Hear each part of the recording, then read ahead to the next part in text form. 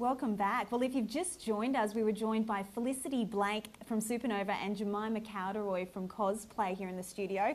Very interesting interview. Yeah, and it does really sound like a really fun weekend. Beck, are you a fan of cosplay? I am a fan, however, not as much as you it seems. Here in Newslands, we've just found some images on the internet. We'll take a look at them now. I think we obtained these from your Facebook profiles. There's Holly there looking dressed up as Lieutenant Uhura. Then we've also got Miles dressed up as a pretty impressive hobbit. So it's good to see you guys are really involving yourselves. Yeah, thanks Connor. Well, Thanks for that, Connor. Yeah, maybe time for some weather or sports or over Something to you, you're Connor. good at, Yeah. over to you. What's in those headlines? Oh, sorry about that. 16,000 people managed to get a day off and celebrate the Melbourne Cup at Doomben Racecourse here in Brisbane yesterday. Now, Green Moon won the coveted cup, a fourth Melbourne Cup win for owner Lloyd Williams, and a first for jockey Brett Preble. Fiorente placed second and Jackalberry third. Bookie's favourite, Dunedin, experienced trouble early on in the race. Jockey Craig Williams says the horse nearly fell off at the start of the event. Queenslanders splashed out nearly $32 million on bets for the Cup. That's beating last year's record by nearly $2 million. Defying the odds as well, lucky punters turned 8 cents into $77,000. That was one person through an online bet, successfully picking the first 4 finishers. The odds were around 970,000 to 1.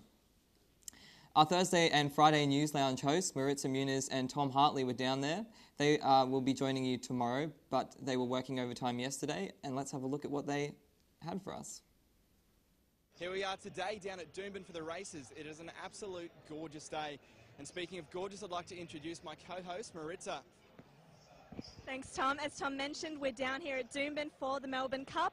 It's a pretty exciting day, and we've got some pretty exciting stuff in store for you.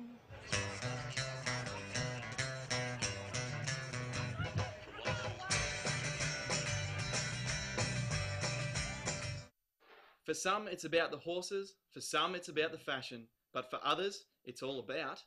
the Chucky's legs. So like every Melbourne Cup, there's always interesting fashion, and we're here today with an interesting group. Can you tell us a little bit about your costume? It's my wedding dress from 10 years ago. So why did you decide to wear it today? Because it was my 10-year wedding anniversary last month. Well, we originally came out for our friend's wedding, but her groom didn't turn up. So yeah, we're really here for her. Here we are down at the car park party down by the racetrack. We're here with a couple of fellas who are going to tell us why they're here. Christmas party, that's why we're here. Christmas party? For the racing. Been dancing up there, it's a great atmosphere out here today. So what do you think of the race day so far? Fabulous, it's been a lot of fun so far. All right, well, now we're going to go over to Maritza over in the field to cover the fashion. When I walk and I stop, man, I'm so shook out. High as a kite and I just might stop to check you out. Let me go on. Yeah, it was fantastic today. It was a very fierce competition. We had about 95 contestants and it was a very tough decision for our judges. Fantastic. And the overall winner, what did she walk away with? She walked away with a $2,000 Westfield Chermside gift card, some gifts from Adorn, Mecca Maxima, a night's accommodation at the Marriott in Brisbane, Lime's rooftop bar vouchers, loads of goodies. So that was Caroline Kelly, the organiser of the Westfield Fashions on the Field. We're going to throw to Tom now, and he's speaking with some judges. Tell me, Erin, what is it that you look for? Well, naturally it was the accessories. The winner actually, she was decked out in Adorn accessories and just looked fabulous, so that was no-brainer for me. And so that was Erin, who was one of the judges for the fashion parade. So basically, accessorise people if you want to win. Go on, like a blister in the sun, let me go on. Well, that's it for us today at Doomben. It's been an absolutely sensational day. Seeing Green Moon go over the line first was a winner for me. What about you, Maritza? I liked the fashions, just the atmosphere, the entertainment, everything was spectacular. That's all from us. We'll see you tomorrow. See you guys. What a day. Maybe next year they'll invite their humble sports reporter. Anyway, the Australian cricket team remain busy preparing for the first test against South Africa in Brisbane on Friday. The team flew in Melbourne cricket Melbourne club cricketer Fawad Ahmed for its first net session. Fawad awaits a decision from the government about his refugee protection claim. He bowled in the nets for some of Australia's best, hoping to help players prepare for South African spinner Imran Tahir. The South African team arrived in the country on Monday and had their first look at the Gabba at a training session late yesterday. Troubled NRL utility Albert Kelly is in talks to secure a contract with the Titans next season. He says this could be his last chance at a career. Kelly was labelled as the best young prospect by NRL talent scouts as a teenager. However, at 21, he has already lost 2 contracts. Sacked mid-season by the Sharks for an injury and terminated by Newcastle due to a nightclub incident. Some of NRL's most experienced coaches and referees have been dismissed unfairly. Last week, the NRL announced coaches Bill Harrigan and Stuart Raper, as well as senior referees Steve Lyons and Tony Dellas Harris, were no longer needed. Lyons plans to pursue legal action with an unfair dismissal and age discrimination case. Lyons says the news was delivered to him at a meeting that would have normally been a pre-season catch-up. And that's all for sport. It's certainly good to see the Melbourne Cup news, but it's a bit unfortunate with the NRL loss, so... Yeah, that is true. But how about that woman who predicted all 4 horses correctly? She would be laughing at the moment. She would be, I bet, on cloud 9. Absolutely ecstatic. Well, let's go over to the news headlines now with Rebecca. Thank you. Recapping our news for today, just got some breaking election news update for the US election.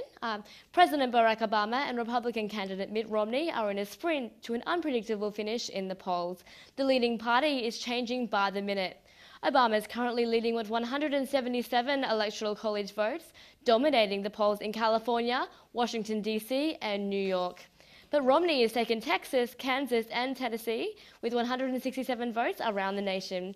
270 electoral votes are needed to secure the presidency. Complaints are piling in from across the country with reports of computer glitches during the voting process. One Pennsylvania voter claimed the machine changed his vote from Obama to Romney multiple times. And if you're keen to follow the most recent election updates, head to the Norman Hotel in Wollongabba, where the US Consulate and American Legion are observing the final count. A report released by the Queensland Skills and Training Task Force suggests that around 40 TAFE campuses should be closed because they don't have enough enrolments. The government will respond to the review at the end of the month. A 24-year-old man is being held in custody after handing himself into police for allegedly stabbing a woman in Park Ridge. This came after a lengthy chase involving several police officers. The woman is in a serious but stable condition. Toowong residents living in high-rise apartment buildings have been facing a slew of break-and-enters by alleged Spider-Man thieves. After 12 break-ins, police have warned residents to lock all doors. Homes have been threatened by a large grass fire in Brisbane's south side. Authorities gained the upper hand last night and no one was injured in the blaze. That's it for the news today. I'm Rebecca Wilson. Back to you. Thanks, Beck.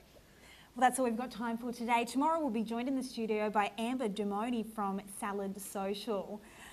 Amber, what's Amber all about? Do you know much about what she's talking about she'll tomorrow? be bringing in the latest gadgets and gizmos from the tech world and talking to you about them. We'll also have Tom and Maritza, hopefully recovered from their day at the races. They did a great job. Wasn't that fantastic? They did. I can't believe we didn't get assigned to go down. No, I know. Have a fun day, but like I was saying before, guys, I really wish they would have brought the sports reporter along. Maybe. Hey, you didn't wear your hat for Melbourne Cup. I told you about that. Yeah. Good point there. That's probably why.